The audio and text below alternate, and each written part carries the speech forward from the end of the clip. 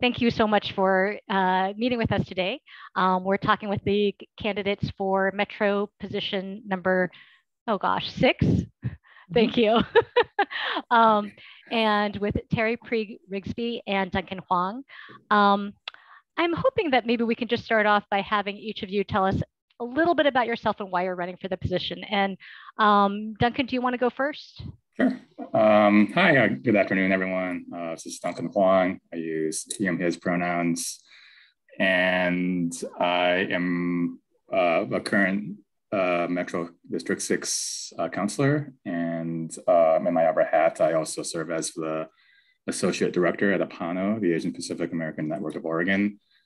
Growing up, my parents are from an immigrant family. And my parents opened the first Chinese restaurant in Upper Michigan. And interactions, with government was always a challenge for us. And I remember, interpreting for my mom at, hospital visits and things like that. So that's kind of the lived experience I'm really bringing to this role. Today I just have the honor and privilege of being the advocate for my communities that I work with, and also all of District 6, working towards climate justice and responding to the homelessness and houselessness crisis that we have going on, and to really support a just economic recovery and making sure communities that are most impacted, get living wage jobs in kind of all the things that we're building and economic recovery going forward. Great, thank you. And Terri? Well, thank you, Helen and Laura, for inviting Duncan and myself today. And if I may, I'd like to just take a moment to recognize that today is Trans Day of Visibility. And I have been a longtime supporter of the LGBTQ community going back to the 1980s. So I really appreciate that it's getting the visibility and the recognition that it needs. So a little bit about me. I moved to Oregon about 25 years ago, and I just fell in love with the city and the proximity to the beautiful natural areas. And as many others have seen, I've seen Portland, the whole metro area, become progressively less livable. And I'm committed to taking the necessary actions as Metro Councilor to make our Tri-County area safe and welcoming again. My background is as a government accountability expert. I served as a senior performance auditor under 3 Oregon Secretaries of State. And so I'm not running for Metro Auditor, but I will certainly bring these skills to the position and make sure that our tax dollars are used wisely. And while auditors make recommendations, it's really the Metro counselors that have the power to implement them. And I look forward to implementing those suggestions for how to improve services. And I'll hold Metro and its partners accountable to their promises to voters to build new affordable housing, provide supportive housing services, build safe and adequate transportation systems, and then deliver a regional garbage and recycling services. I also have over 20 years of experience as an environmental leader. I've been elected for the last 17 years to the West Multnomah Soil and Water Conservation District, where I'm director and chair. I oversee a public budget of several $1 million annually. And I serve as the executive director of the Chine Creek Watershed Council. So in that capacity, I've worked across sectors, nonprofit, private, and government sectors to identify and to implement on the ground projects. And I will, so. Thank you. So I did want to just jump into homelessness right away. It's interesting because both, certainly both of you highlighted on your campaign websites, but a few years ago, we would have never kind of thought about bringing up this topic with Metro candidates. And let's start this time with you, Terri. I'm wondering if you could tell me, do you think Metro's delivering on what was promised with the supportive homeless services measure that was passed in, gosh, 2020? I think that they can do a better job. And as an auditor, I really intend to bring accountability and data-based outcomes to the table. So I know that they are now ramping up some of those services and working with other nonprofits in the area, but I know that there's an eagerness of the people who work and live and attend school in the Portland metro area. And I think that Metro does need to implement those services more quickly and more effectively. And how about you, Duncan? Do you feel that Metro is delivering on what was promised? I would say, we're an incomplete right now. So I've been on council for about 8 weeks and I'm learning a lot. I think one of the biggest findings for me, shifting over from, social services organization to government is just kind of how long things take. I am, kind of surprised that we already have 7 oversight bodies for the supportive housing measure. So it's taking longer than I would expect to deliver on the promises to voters.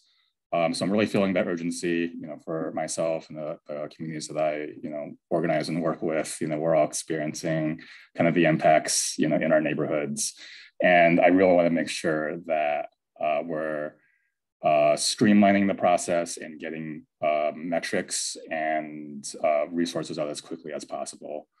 I spent a lot of time over the last couple of weeks visiting with social service providers that are recipients of our dollars. And I also really want to strengthen kind of the ecosystem of organizations that are receiving the dollars and working on these projects, making sure they actually have kind of the institutional capacity to be able to deliver on the services, to have shared data systems, and to be able to work regionally and be adaptable. So that's really how I've been spending kind of the last couple of weeks, is getting up to speed, talking to providers, and really figure out what we need to do on the ground. So we got a lot more to do. There's a lot of work that still needs to happen on the administrative level, but I am hopeful we'll see results. But I understand all the frustration and sense of urgency that the community has brought forward. So with with this measure, Metro they collect the tax, they have oversight for the program as a whole, but they leave the strategy and implementation to the counties. And I guess this question now goes back to Duncan first. Do you think Metro should be taking a stronger role? I mean, is this an appropriate delineation of responsibilities, or does Metro owe it to voters to be far more involved in shaping where each of these implementation plans are going? Yeah, I'm going to say that, each county is at a different place, in terms of capacity and experience and the nonprofit ecosystem that serves them.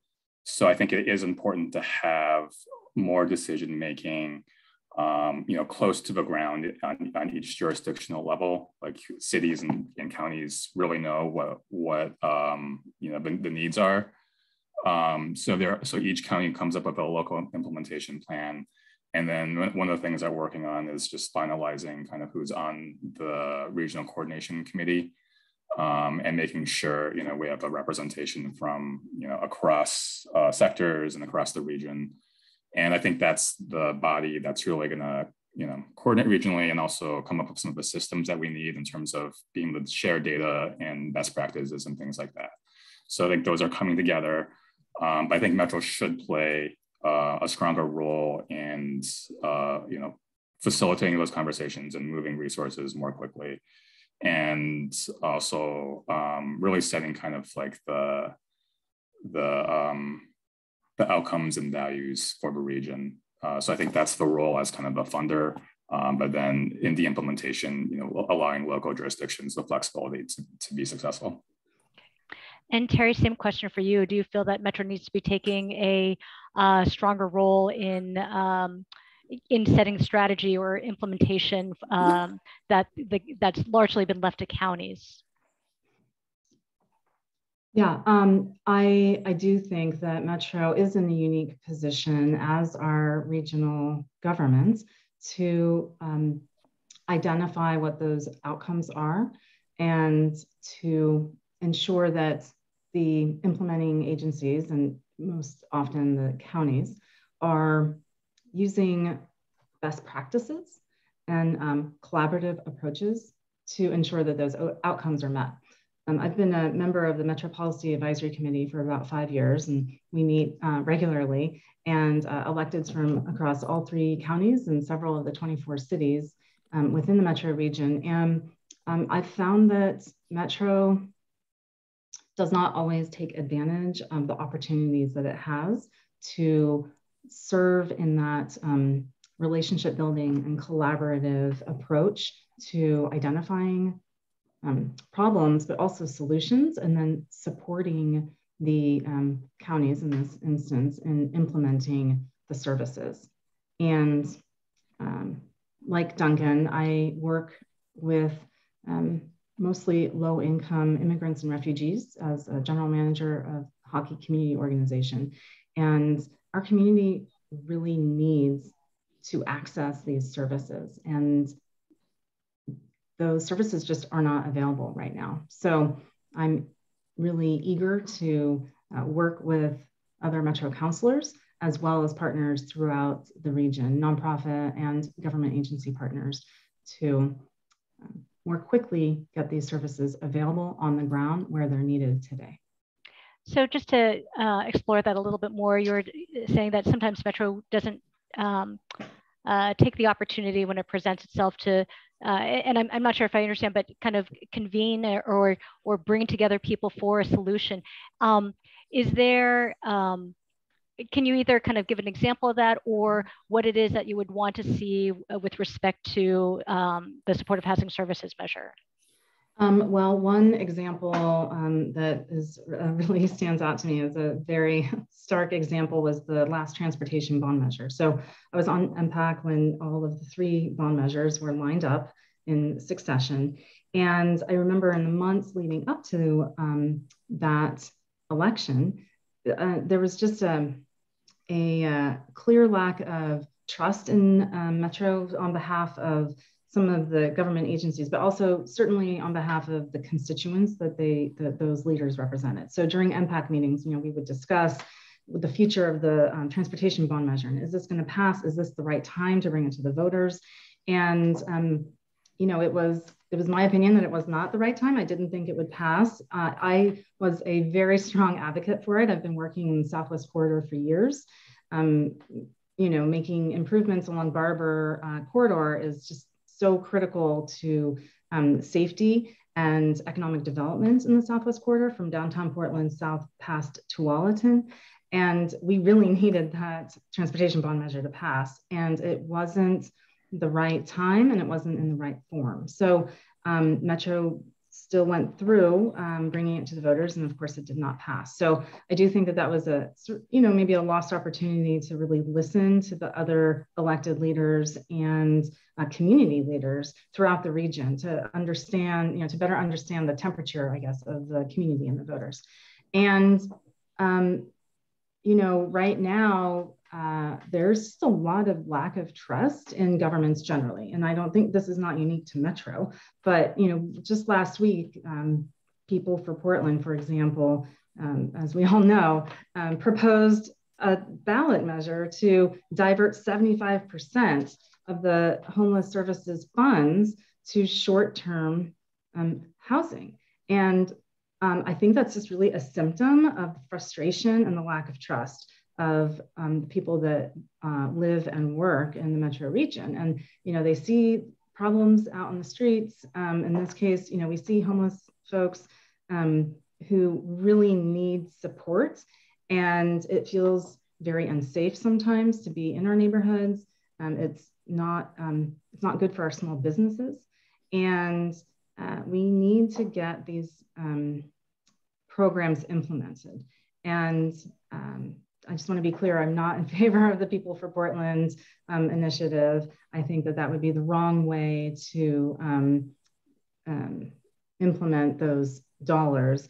We need both short-term housing as well as long-term supportive services to help people become more resilient and independent. And the goal is to support people so that they can move into permanent housing. I think that Metro needs to step up its collaborative role and identify those best practices and get those all of the partners on board to adopt some of those best practices. Laura, did you want to? Yeah, I was just going to kind of piggyback on what you were saying, Terri. Obviously, we have a good sense of kind of how you feel about the People for Portland efforts. Duncan, I'm curious what your thoughts are on that movement. Yeah, absolutely. Gosh, I would first start by saying it's a real wake-up call. And I think, if anything, it really, sets a sense of urgency for electeds across the region to really deliver on promises that we made to the voters in the coming months. So if anything, there's that. But I think from a technical level, I'm a recovering legal professional. I think the measure doesn't accomplish what it hopes to do, and actually will have some pretty substantial negative impacts if it does pass. The direction of 75% to short-term housing, is something that the oversight bodies in the counties can do already. But that's not the solution that I think voters or most community members have sought. I think we are looking for longer term solutions to the housing crisis. It also is unclear where the enforcement lies. I'm opposed to mandatory sweeps, but the measure does require local jurisdictions that actually don't report to the joint office or counties. You're asking city police departments to enforce ordinances, and if they don't, what happens to the county? Are they not able to access supportive housing resources? And so I think there's a lot of questions about how it works in practice that I would really want to dive in on. And of course, creating a personal cause of action to sue jurisdictions, but that's kind of modeled on what's happening with the Texas abortion cases. I think those are also not great public policy. So overall, I agree with the sense of urgency. I get kind of the humanitarian aspect of it. I just don't think it's going to accomplish the goals that they're hoping, and actually it's going to throw the whole measure into confusion and lawsuits, and that's really not going to serve anyone. So if elected to a new term, what would you do to try to defeat that? What does Metro need to do to step up its efforts so that people aren't swayed by that ballot measure? Absolutely. Well, I think we need to recognize first that the challenges that we're facing have been decades in the making, and voters passed a supportive housing measure in May of 2020, and resources just started flowing in the last 6 months or so. So we're kind of at square one in a lot of ways, and we have a lot of infrastructure building to do, both at the government level and at the nonprofit service provider level. This is a massive influx of resources that is just taking some time to develop all the systems and the coordination, everything that's needed. So that's not a great answer for the urgency, but I think that's just the reality that we're in. And I think Metro needs to do a better job of telling the story both quantitatively and qualitatively. So we have our website with the dashboard about how the dollars are being spent, and there's some great information there. I'd encourage all the listeners to check that out. And we've gotten 2,000 folks in permanent supportive housing. We've cleaned up 500 some tons of trash through the Red Patrol. So work is happening, but it's not happening fast enough, and we're not passing the look test in our neighborhoods. So I think it's how do we continue the work, scale it up, as we're doing, and then tell the stories of success. What does it mean for people to actually be in permanent supportive housing and access to resources? And, what does it mean to be in shelter if you have, a family of 5 and you're expected to, feed and clothe your family in a shelter space? Those are the stories that actually need to come out for voters to understand, what it means to balance short-term solutions of the long-term solutions. And I think that's going to be the work of our summer, is getting the changes done on the ground and then telling that story to voters and delivering results, but asking for the time to make sure they're done right. And Terri, how about you? If you were elected, I guess, what would you do as a Metro councilor to counter that message or the attractiveness that the ballot measure might have to people who are just frustrated? Mm-hmm. Well, I think on this point that I agree with Duncan, and it is accurate that we need to, Metro needs to do a better job of communicating with the public. And I appreciate that there are some tools available online. And also the community that I work with most often really don't use computers. And so the way that Metro is currently sharing information is not working for all of our community members. So I would identify other methods for communication, and that includes getting out into the community and as an elected leader and speaking with people and listening too. And I've lived in District 6 for almost 25 years, and I very rarely had any opportunities to connect with Metro Council in the community. So I think that's really important, and I would commit to doing that. That's what I do now in my elected role at the Soil and Water Conservation District, and I think that's really important. I also, would definitely be very clear and transparent in establishing specific, measurable, and time-bound goals for the services. And as Duncan said, it's really important that people who are paying for these services understand the time it takes to implement programs, and also that they understand that Metro is working as hard as they can to implement these programs. And I don't know that that's the case right now, or it's certainly not being communicated to me in my community. So, in addition to, around communication, a lot of times we think that, providing information in multiple languages is the best way to ensure that the message reaches the most people. But I think that we also need to ensure that these stories are being told in a clear and unbiased and understandable way to the taxpayers. And that's part of, establishing a greater sense of trust in a government that is being held accountable. And I would make sure that raw data is available online for people that want it. And I think that that's a really important component too, because with a sort of lack of trust right now, it's more important than ever that Metro and other government agencies are transparent in what they're doing, how they're spending tax dollars, and what their plan is for solving some of these really difficult issues like the homeless crisis that we see ourselves in right now. Great, thank you.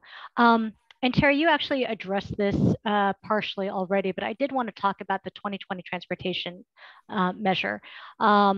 And I guess the question I have is whether you agreed with going forward with it. It sounds like you did not, but I wonder if you can talk a little bit more about your reasons for why you wanted to or why you didn't support it at that time, and if you think that Metro should regroup in some manner.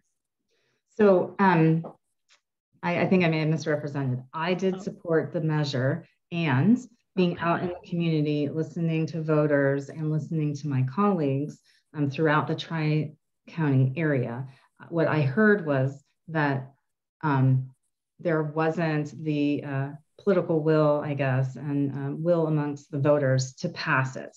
So I didn't think it would pass at that time. It was, a really difficult time with the economy and as the third bond measure in a row.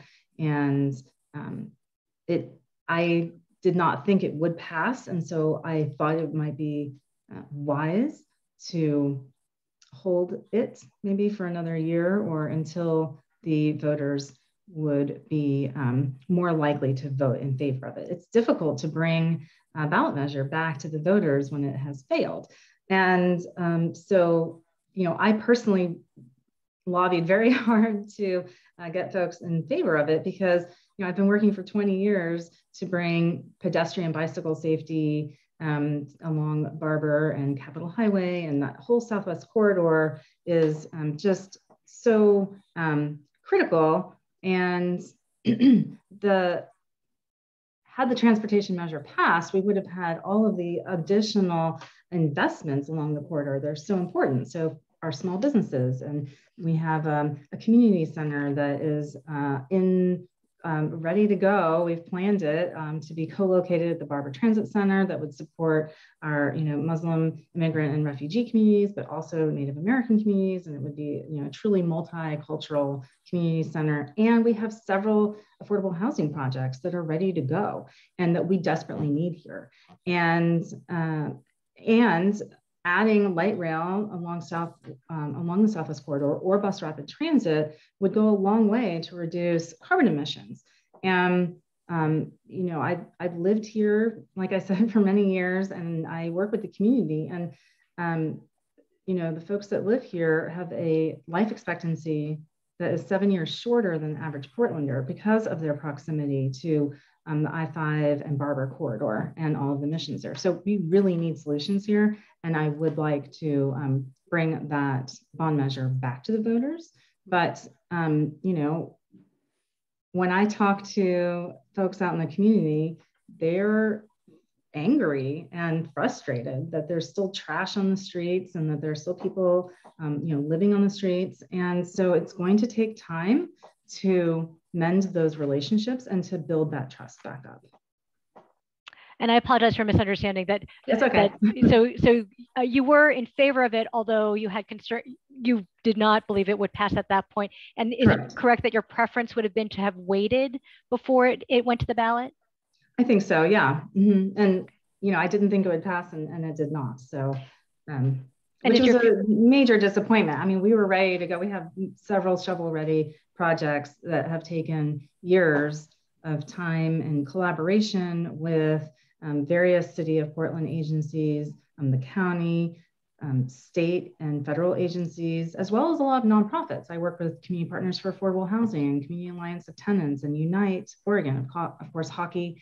And then which is where I work, Hockey Community Organization, and then local environmental advocates and organizations. And we had identified projects that would meet all of our goals. And that's difficult to do. And we were ready to go, and the ballot measure didn't pass. So we're still ready to go when those dollars are available. And Duncan, how about you? What is your take on the 2020 transportation measure?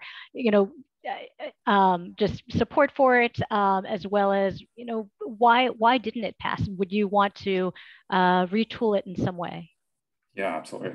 I also worked on the 2020 transportation measure. I was a Multnomah County local investment team member, and then I also worked on the campaign to pass it. So I felt like there were a lot of great components to it. And for me specifically, I live and work on 82nd Avenue. We were really excited for about $450 million for 82nd Avenue that was in the measure. It would have been transformational. And, we know that between 2007 and 2017, 197 people were seriously injured or killed on 82nd Avenue. So it's one of those orphan highways in the region that really would have benefited from the transportation measure. I really think that, that should have been the focus, was, advancing equity of the transportation measure across the region on 26, on TV Highway, Southwest Corridor, and 82nd. Those should have been the engines that really moved people, and it was, unfortunate it didn't pass. I will say that some of my proudest professional accomplishments are related to transportation, and I worked on the 82nd Avenue jurisdictional transfer for the last 8 or 9 years, and every year we've gotten no, not this year, it's too expensive. But last year we were able to secure $185 million for a jurisdictional transfer of 82nd Avenue to the city of Portland. So one of my proudest wins, and it really just took years of organizing, buy-in from elected leadership to get that done. And it would have been fun to have a transportation measure, but we were able to find alternate means of accomplishing that. Some of my other proudest accomplishments were in building and developing the Orchards of 82nd to 82nd Division. It includes our community center and 48 units of affordable housing. Spent about 5 years of my life on that project as well. So I know what it takes to build projects, to build affordable housing and community space. And then on Outer Division, I was actually able to negotiate a community benefit agreement with the city, but also brought 600 units of affordable housing to Outer Division along with that project, and the largest NWSP contract history in Oregon history. So I've got a lot of experience, working with transportation projects, on the ground, and know what it takes, and also how they impact the community. So in the future, I would bring that knowledge and experience to reshaping a new transportation measure. I think if we're going to meet our climate and equity goals, we need to dream big and think big, and work with our business community to figure out a way to pay for it. I think traffic's getting worse, and the climate crisis is not going anywhere. So we really do need that deep investment in getting around safely, effectively, investing in transit, and getting things like congestion pricing right. So I think there's a lot of moving parts, but at some point, transportation is going to come back to a head, and we got to be ready. Why do you think it didn't? Why do you think it failed? Oh, I think it was lack of trust, and kind of differing visions between the business community and community advocates. I think part of it was it had a little bit for everyone, but not enough to make everybody happy. So I think it's like, how do we chart a path forward for kind of more alignment across various interests? Because people got to pay for it, so they got to make sure they get the bang for the buck. I think that's number one, and I think number two, like some of the elements were kind of albatrosses on the whole project, and took up disproportionate portion of the resources. So I think a slimmer package would have passed back then. But all the factors, including the pandemic, economic uncertainty, all that really contributed to the failure. A lot of lessons learned, but I think that we will come back at it and really do the buy-in and engagement necessary to deliver a transportation package the region needs and deserves. So is a light rail vision dead, or should it be, for the Southwest corridor? Are you asking me? Yeah. Okay. I struggle with that one. I am a big supporter of transit and rail, and just making sure that communities can access opportunity and jobs. So light rail is a big important piece of that. I think for this project in particular, we don't have a path forward to a funding mechanism that satisfies the local match at this point. And it'll probably take another transportation measure for us to get there. So is the project dead? No, but there's not a viable funding path forward at the moment. It seems like that was that the albatross that you were, or at least one of the albatrosses you were referring to? Yes, that was one of the albatrosses. There are big investments in a lot of different areas, including highway expansions and kind of things like that. Right. So I think it's like we tried to have something in it for everyone, and it got kind of like out of hand in a lot of ways. So we just need to be more clear about the values and outcomes that we're looking for, and also just really be clear from day one about the funding mechanism that we need.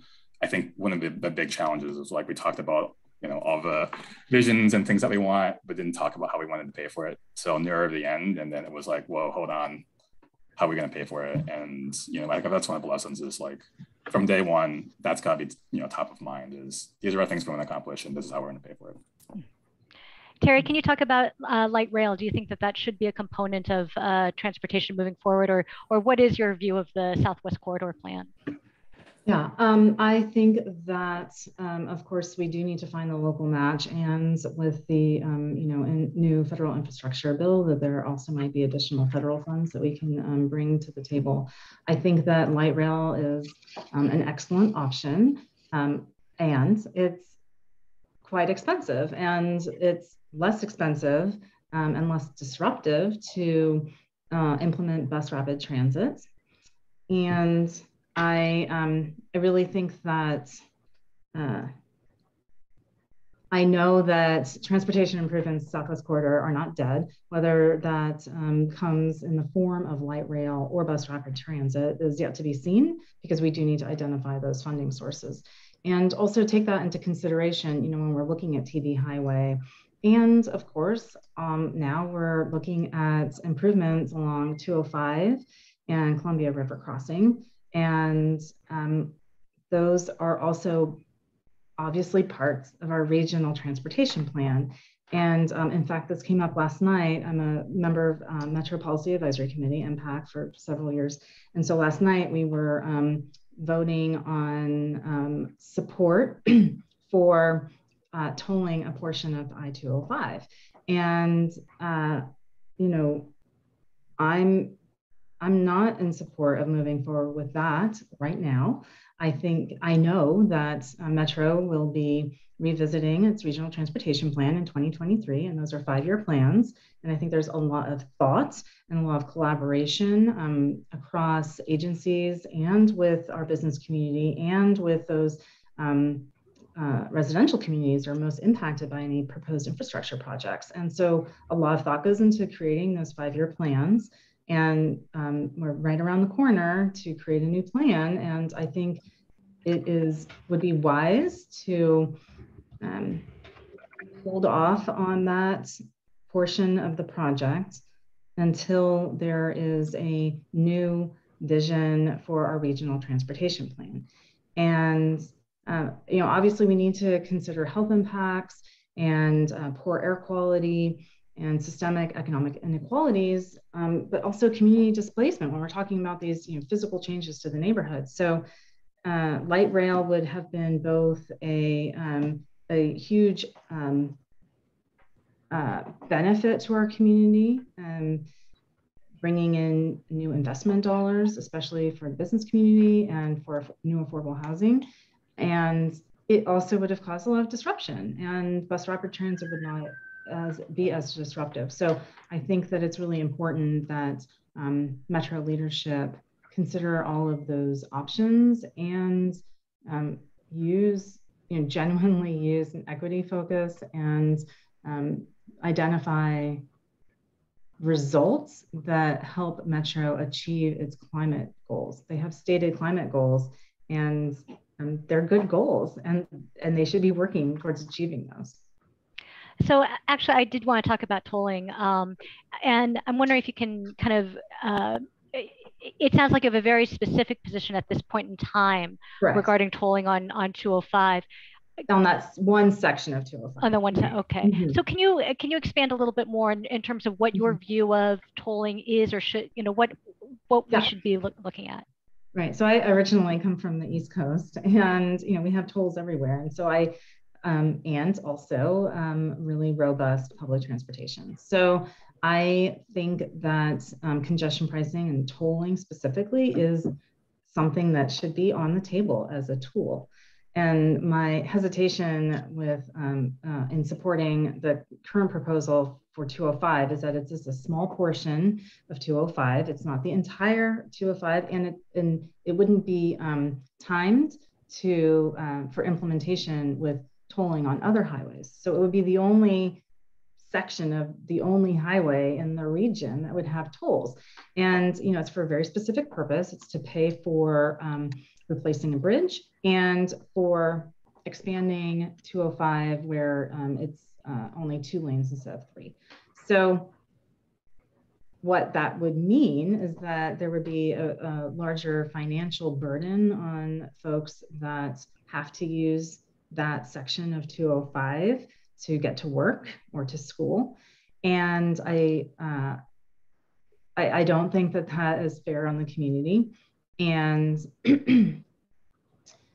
and I am in favor of a regional tolling project, and looking at all of the major highways and determining where it would make the most sense to put tolls. Because right now, there isn't an adequate diversion plan for 205. And so for folks where there isn't a diversion option at all, then they would be required to pay the toll regardless, And in those neighborhoods where people can divert, there will be a lot more vehicular traffic in communities. And when we're looking at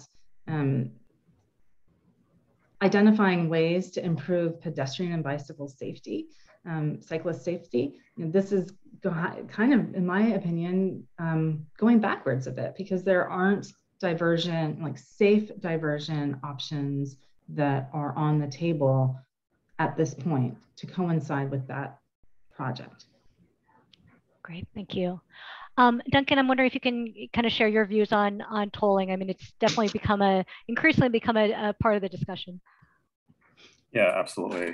We know that communities of color have been pushed further and further out. And, in fact, 20% of Black households live without a car, and their commutes are 13% longer than white commuters.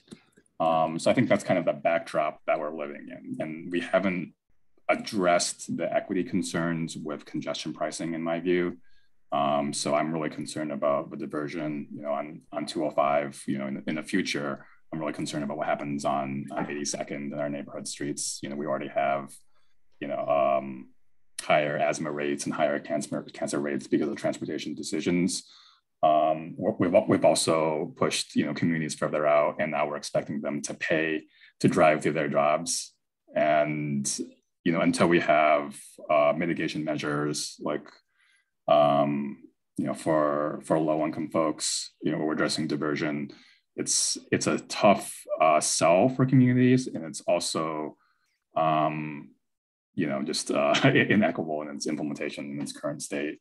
So those are my concerns. So I'm very hesitant to give a blank check for congestion pricing, but I do know that it actually is part of a solution that we'll need in the future if we're going to, reach our climate goals, and also to, just improve kind of congestion overall in the region so that freight can move effectively.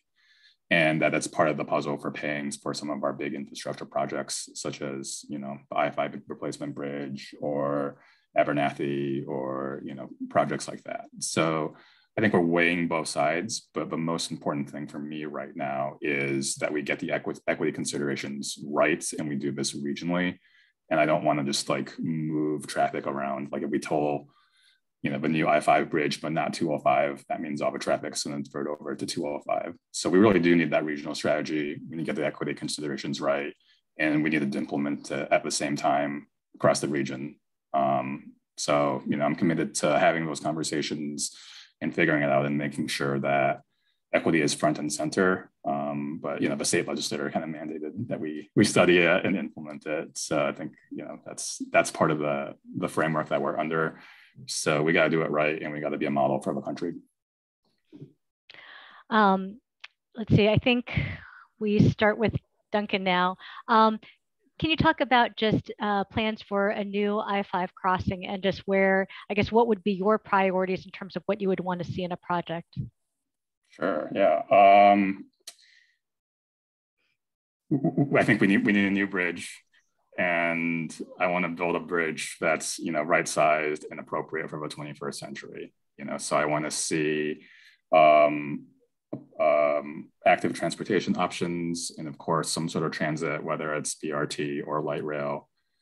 It's got to be a safe bridge. I think that's one of the issues now is, the current bridge is actually built on wooden pylons, which I didn't know, and, it's not earthquake safe. And then I also want, you know, the jobs to go primarily to, you know, contractors of color, kind of, you know, along with kind of all our urban infrastructure projects. So I think there's a path forward to building that bridge that, you know, the region needs and deserves. Part of that is also getting congestion pricing right. You know, I think, you know, it's a $5 billion project, and, you know, if we get $2 billion from the feds, $1 billion from each, you know, state, you know, that leaves about $1 billion that still, you know, needs congestion pricing. So there's a lot of ifs. You know, I think, you know, we've really been focused on having a really strong values and outcomes statement that we can hold, you know, the Oregon Department of Transportation and WashDOT accountable to.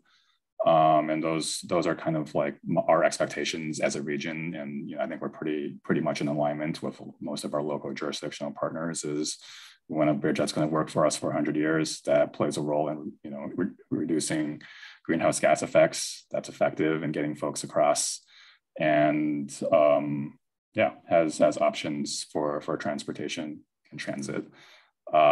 So, you know, we'll see. It's, you know, Metro plays a small role, but it's really going to come down to, you know, can we do a fundraising and, you know, alignment from kind of the state legislature and the governor's office as well. So we're all part of a puzzle, and hopefully we'll get to a good project.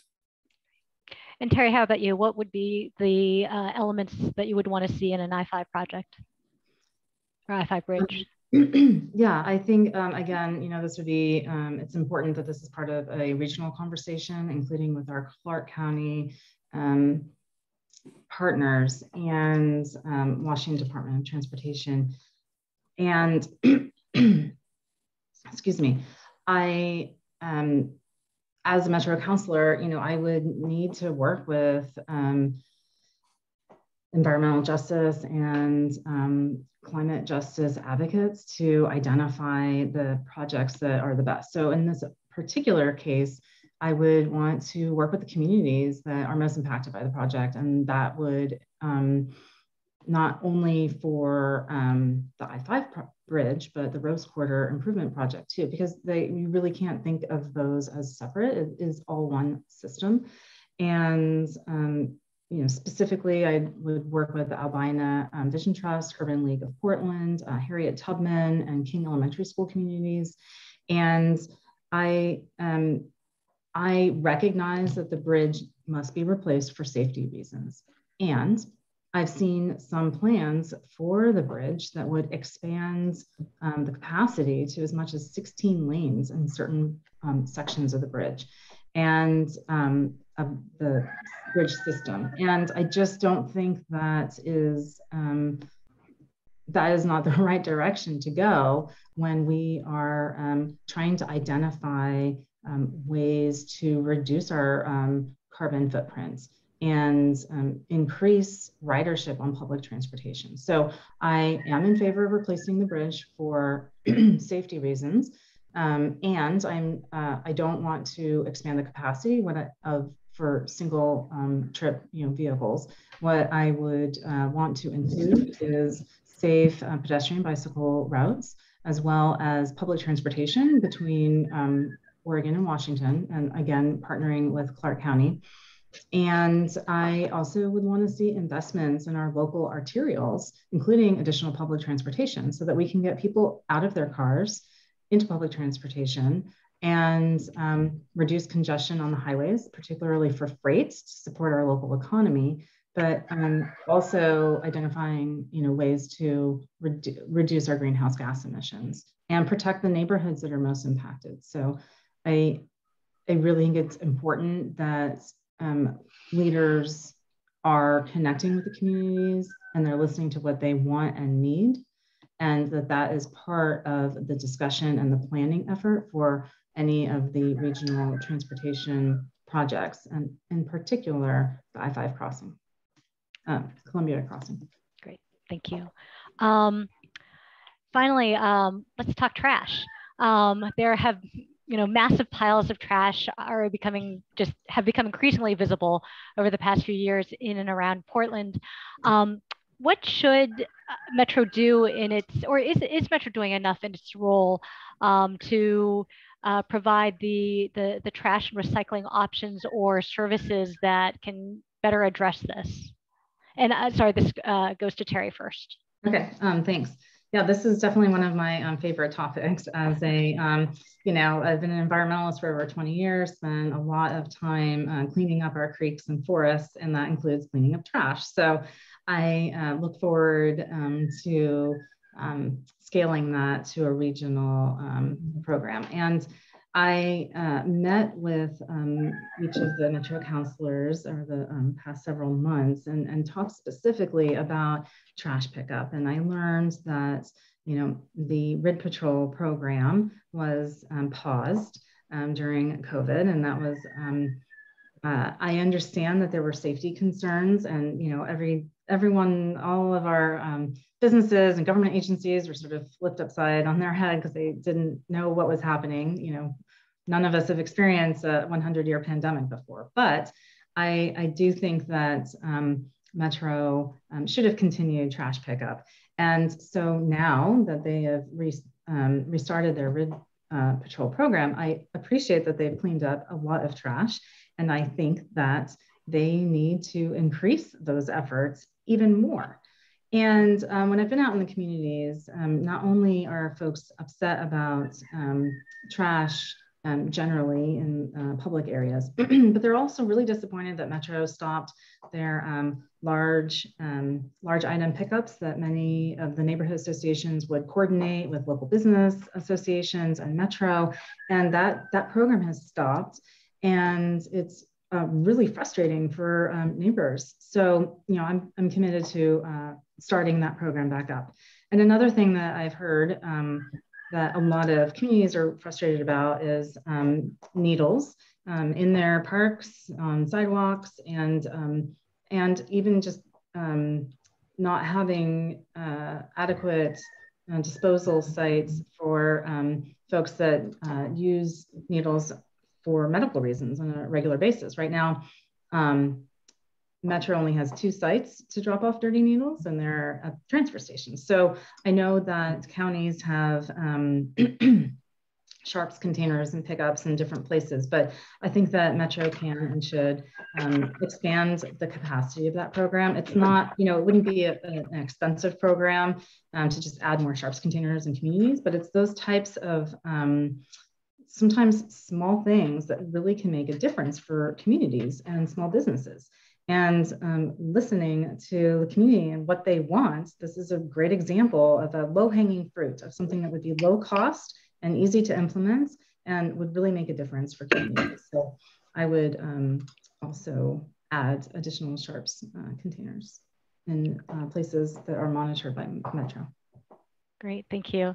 And Duncan, same question for you. I guess, is Metro doing enough, or should it be doing more in its role to help handle waste management? I agree a lot with what Terri said. But I think about one addition is, we got to scale up, our RID Patrol and really lean into our regional coordination role. We have this hybrid system of waste management, and local jurisdictions have sometimes 8 or 9 bureaus or departments that touch upon this area. So it's really difficult to coordinate and leverage each individual bureau or department's or jurisdiction's strengths. So we're not really getting a regional approach to kind of the waste issues that we're experiencing. So I think that's one area where actually Metro really needs to step up. We have a regulatory role in setting rates, but we also have a convening role in how do we bring jurisdictions together and come up with a regional plan to address this. The RID Patrol is not going to do it on its own, and it's an all hands on deck situation. The governor just allocated $10 million to the region for additional waste pickup, but we got to make sure those dollars are all spent effectively region wide, and really setting kind of the infrastructure for effective waste management. So I think that's one area that Metro really needs to just step into its convening role and use. This is the one area where we have the most regulatory authority as well. So how do we leverage all that into an effective waste management system? Great. And actually, was there something else you want to add? I just wanted to add another area that I think that Metro could expand upon and collaborate with the its regional partners is expanding recycling capacity as well as considering regional composting. So those are, I think, some additional things that Metro could be doing as the regional leader and regulatory authority on this. Great. One last question. I'm hoping you can just briefly answer, both of you. And I think it goes to Duncan first. And that is just accountability. And how do you, what is your style for, or how do you hold Metro accountable? Like what are the steps that you take to help achieve that, to help ensure that they're delivering what you think they need to be delivering? Also, do we have time for a closing statement or? Sure. And if you want to, I mean, if you want to wrap it all in, if you can, that's great. Either way. And I'll have one tiny last question. So yeah, so you can, one little one after your last question, Helen. Why don't we do accountability first real quick, and then Laura's, and then we can do a closing. Okay. As long as you guys are okay on time. No, I'm fine. Okay. Yeah, so I think accountability, is crucial, and transparency to what we do at Metro. I think a lot of it goes to who is making decisions and power sharing, honestly. And, I look at a lot of the projects that Metro has done, in transportation or housing, and a lot of those decisions have already been made before it goes to the community. I worked for a really long time on Division Transit, and it was like, this is a fine project, but honestly, our community needs to get to the Columbia Corridor to get to their jobs. So why can't we build high capacity transit that way? So I think it's really about how do you build community capacity to better engage in the civic process. So when we do engagement now, we hear things like, oh, our rent's too dang high or transit's too long. But I think what we really need is, how do we create, capacity in underrepresented voices to really address kind of the needs that they're experiencing and bring that to the regional level. So I think that's investing in capacity building and community-based organizing and being able to tell that story. And I think it's also about keeping our commitments to our voters and taxpayers. So I'm really a fan of dashboards. I think we've been doing a lot more of those to put out kind of like the specific metrics of what taxpayer dollars are going towards, both in the housing, supportive housing measure or affordable housing measure, or in parks and nature, and really going out and doing kind of the deep engagement that both Terri and I have talked about. And then finally, just telling the story of what these investments or interventions have meant for folks on the ground. I think that we're accountable to our voters, both from a data quantitative standpoint, but like a lot of these investments are making real differences in people's lives, and we got to tell that story. So yeah, I think that's all accountability. At the end of the day, the voters vote on our ballot measures, and they vote to keep or retain or select new electeds. So, like there's that part, but I think building kind of Metro's awareness and soft power is also really important as well. Great. And Terri, can you talk a little bit about accountability? This is, obviously one of my favorite topics as an auditor. And it's, as I've said, that there's a lot of lack of trust right now in government, and that definitely includes Metro. And I believe that Metro should be more deliberate in establishing measurable objectives and goals. And it needs to not only communicate that with the public, but also to help work with the community and use their ideas to develop some of those measurable outcomes. And as Duncan said, it's really important that we build capacity in the community. And so for several years, I've been working with our East African immigrant and refugee community to build the bench for new leaders. And I play a background role in helping to secure funding and opportunities, but it's really ensuring that the next generation of leaders are part of the conversation, and in particular that our low-income and immigrant and refugee community members are at the table to identify those outcomes, and then to feel empowered to speak up when our governments are not delivering. And so I would use my skills as an auditor to, and as a community leader and organizer to develop some of those metrics and track where Metro is in implementation. So not just wait until the end, but during the entire process, track what is happening, communicate with the public how things are working, and make sure that Metro is delivering. I would also work with colleagues to ensure that, in particular around bond measures or other tax measures, that the language in those measures and the communication around those are clear and are things that Metro will commit to. And that's something that we're seeing with the nature and neighborhood bond measure right now. It's in implementation. And Metro came to the voters and said that they would both invest in water quality and protections of natural areas, and grow the regional recreational opportunities in these on these properties. And now I'm part of the environmental community, and there's a lot of frustrations that Metro isn't following through in doing what it can to genuinely protect some high value habitat areas and water quality. And I've been in communication, in conversations with our mountain biking community, for example, and they're really frustrated too, because they felt that Metro promised them that they would have these mountain biking recreational opportunities close into Portland, and they feel that Metro is now going back on its word. And so I think it's really critical that as Metro is developing ideas for new funding options, and this I think would be really relevant if Metro comes back to the voters for another transportation bond measure and a reimagining of that.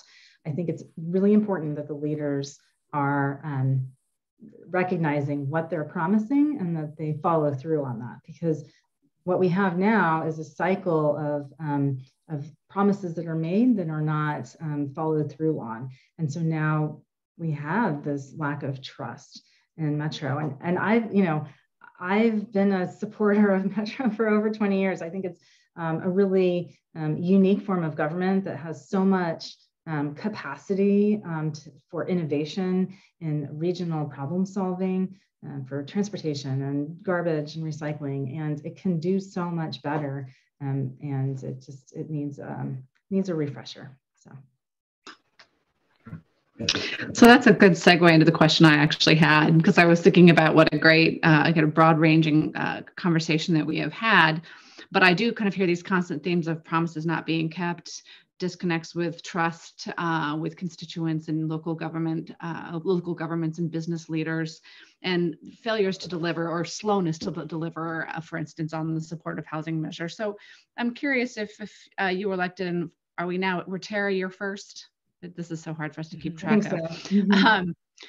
Do you have concerns about the mission creep, if you will, of Metro through the years? And obviously we can't go back in time, but how would you, if you have concerns, what would you do to try and keep Metro more focused and not trying to dabble in lots of different areas that other agencies already are working in, and or that it doesn't really have the capacity to deliver on, since it's struggling in so many other ways now? It is struggling. I did have some significant concern on mission creep when Metro got involved with affordable housing and housing services. But the jurisdictions, the 3 counties and several of the cities, all asked Metro as the regional government to take on this new role. And I was not part of those conversations of how when Metro decided that it would in fact take on this role, but its mission has creeped over several years, and certainly in the over 20 years that I've lived here. And I think with the housing and housing services right now, we have those are two distinct programmatic areas. Of course, they're very large, but I would be very hesitant as Metro Councilor to expand the mission any further of Metro, and I would work to ensure. I would work to make sure that Metro is focused on its original mission, which is to take a regional approach to urban planning and transportation. Of course, housing is part of that conversation, but I feel like it has gotten distracted by different maybe crises and funding options and opportunities. And it really needs to get centered back to identifying the ways that we can accommodate our significant population growth, and with it, the additional needs for transportation, and also the balance of other uses, industrial land and agricultural land. Those are all part of a regional conversation, and I think that Metro needs to recenter itself on the urban planning focus that it has done so well in the past. And Duncan? Yeah, I think, mission creep is an interesting concept. Our goal is to really tackle issues of regional importance that no one jurisdiction can really solve on its own, and that's kind of like the overarching theme right now. I know the community really asked for a supportive housing measure and an affordable housing measure. And those are issues of regional importance that I think you have to address that way. So the mission has expanded, but I don't know if it's creep is the right word. I think it's on us now to really do a good job in all these spheres of influence and build up the systems and infrastructure that we need to be successful. I mean, to be honest, our housing portfolio is still in a startup mode in a lot of ways. I think there's 7 staff for the whole portfolio. So if we're gonna do it, we gotta do a good job, and we gotta communicate with our jurisdictional partners and our voters and really kind of set the tone. So I'm not one to shirk back from tough issues, from tough challenges, and I think Metro can play a part in a lot of those. So I think it's really about how do we find the right lane to be the right additive to local governments so that we're all successful. So yeah, I would say I think we're doing what we got to do in a lot of areas, and we got to do it better, and we gotta be more effective, but we shouldn't shirk back from regional challenges. Great, thank you both. I'm wondering if you want to just give a short statement to wrap things up, and Duncan, if you can go first on that. Yeah, I think two things I just wanted to highlight are, I think representation really matters. I think I'm the highest Chinese American in the elected office in Oregon. And just in my first week, so many folks reached out and was like, we're glad we have a voice, in government, and we want you to do this. So I think that's been a valuable perspective that I've been able to bring to this new position, and, really bring in underrepresented voices. I'm also proud of the support I've gotten and the endorsements. We don't have many situations where the Working Families Party or the Coalition of Communities of Color agree with the Portland Business Alliance, but I have a broad range of support from all those organizations as well as the downtown kind of developers. And they all agree that I'm the right person for the job at the moment. And it's because I am really focused on results. It's not about ideology, but like, how do we make the changes on the ground that we need to see, and how do we build coalitions and consensus? So I really do believe I'm the right person for the moment, and just wanted to thank you all for your time and consideration. Thank you. And Terri? Thanks, Duncan. I think representation matters also. And something that hasn't come up today, but I do live with a mobility disability, and 75% of us will experience a temporary or permanent disability during our lifetime. And we do not have any elected leaders right now in the city, county, or region that lives with a disability like I do. And so, I know how difficult it is firsthand to navigate public transportation and the importance of having adequate housing near jobs. It's difficult to get from point A to point B when you have a disability. And I think it's really important, and it's time for the disability community to have a voice in leadership. And I'm also really proud of my endorsements. I have dozens of elected and community leaders across all 3 counties and several of the cities that Metro works with. And, I have lived in District 6 for about 25 years and worked here, but I have also worked and gotten on the ground projects done across all 3 cities. So from helping small businesses in the Lentz community with storefront improvements to affordable and mixed generation housing in Southwest, and environmental and transportation projects from Sylvia Island to Clackamas and Washington County. I have worked throughout the region to plan and help build necessary infrastructure for our communities and for our economy. And I have mentioned that I've been in the nonprofit sector quite a bit, and I've been a leader both in organizations that do receive funding from Metro, but I want to be clear that I'm only in a volunteer capacity and don't get paid for that. So I would bring a clear perspective and no conflict of interest to the position, and I look forward to working with elected leaders throughout the region to identify solutions that work for all of our communities and to quickly implement those solutions. So Great. Thank you for your time today. I really appreciate it. Thank you both for making time to talk with us. This was a great conversation. I really appreciate it. I'm going to just stop recording right here.